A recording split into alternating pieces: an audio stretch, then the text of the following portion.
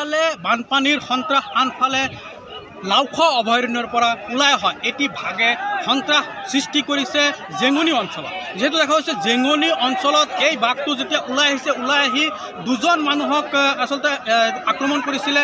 ইয়াৰে এজনৰ নাম হ'ল আব্দুল আজিজ আৰু আনজনৰ নাম হ'ল আক্তাৰ হুছেইন। আক্তাৰ হুছেইনৰ অৱস্থা গুৰুতৰ হোৱাৰ বাবে তেওঁক চিকিৎসালয়লৈ প্ৰেৰণ কৰা হৈছে। আৰু এই ঢেকীয়াপতীয়া বাঘটো বৰ্তমান এই জেঙনি গাঁৱত এক সন্ত্ৰাসৰ সৃষ্টি কৰিছে। মানুহে হাতে হাতে জাঠি জোং আদি লৈ বাঘটো খেদিবলৈ চেষ্টা কৰিছে যদিও চাৰিওফালে মানুহ হোৱাত বাঘটো এটি মাকৈ খেতিত বৰ্তমান অৱস্থান কৰিছে।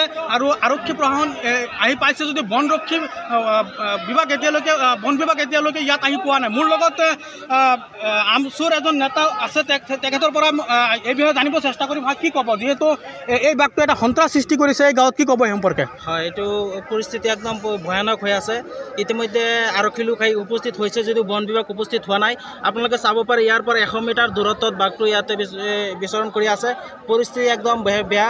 চাৰিওফালে মানুহ সৰু সৰু বাচ্চা ল'ৰা ছোৱালী বা একদম ইয়াৰ পৰা যদি কিবা হেৰি হৈ যায় বাঘটো যদি ওলাই আহে পৰিস্থিতি একদম ভয়ানক হ'ব। চাৰিওফালে চাওক আতংক হৈ আছে। মানুহ দাও লাঠি জোং আদি লৈ পেলাই ৰখি আছে বাঘটো খেদিবৰ কাৰণে চেষ্টা কৰি আছে যদিও বন বিভাগ নহাৰ কাৰণে এতিয়ালৈকে মানুহ সফল হ'ব পৰা নাই। গতিকে চৰকাৰ প্ৰশাসনক দাবী জনাইছোঁ অতি সোনকালে ইয়াত বন বিভাগৰ লোক আহি টেংকলাইজ কৰি পেলাই বাঘটো কিবা এটা ব্যৱস্থা কৰিব লাগে যাতে ৰাইজৰ কোনো ক্ষতি নহয়। এই বাঘটো ক'ৰ পৰা আহিছে বুলি ক'ব? এই বাঘটো জনামতে লাওখোৱা অভয়াৰণ্যৰ পৰা আহিছে বুলি গম পাইছোঁ। ঢেকীয়াপতীয়া বাঘ হয়। ঢেকীয়াপতীয়া বাঘ হয়। এনে কেইজনক আক্ৰমণ কৰিছিল? ইতিমধ্যে খবৰ মতে 2জনক আক্ৰমণ কৰিছে। এজনৰ অৱস্থা অতি সংকটজনক আছে। আৰু যদি এতিয়ালৈকে যদি বাঘটো টেংকলাইজ কৰিব নোৱাৰে, আপুনি চাওক কিমান ওচৰে মানুহখিনি ৰখি আছে, আৰু যে আক্ৰমণ নকৰিব তাৰ কোনো কৰিব আমি নোৱাৰি। হয়, ধন্যবাদ আপোনাক। আচলতে দেখা গৈছে বাঘটো য'ত অৱস্থান কৰিছে তাৰ 20 মিটাৰ আঁতৰতো মানুহ অৱস্থান কৰিছে। আৰু বিভিন্ন ঠাইৰ মানুহ আচলতে গাড়ী ভাড়া কৰি লৈ এই বাঘটো চাবলৈ আহিছে। এনেকুৱা এটা পৰিস্থিতিৰ সৃষ্টি হৈছে। আৰু এই বাঘটো যদি উঠি আহে কাৰোবাক আক্ৰমণ কৰি ইয়াত এটা ভয়ানক পৰিস্থিতিৰ সৃষ্টি হ'ব।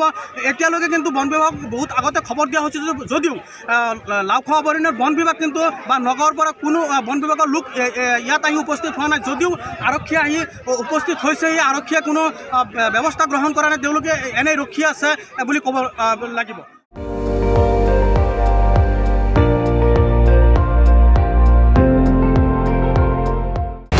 আপুনি চাই আছে ND24, সৰ্বশ্ৰেষ্ঠ নহয় সৰ্বোত্তমৰ দৌৰ।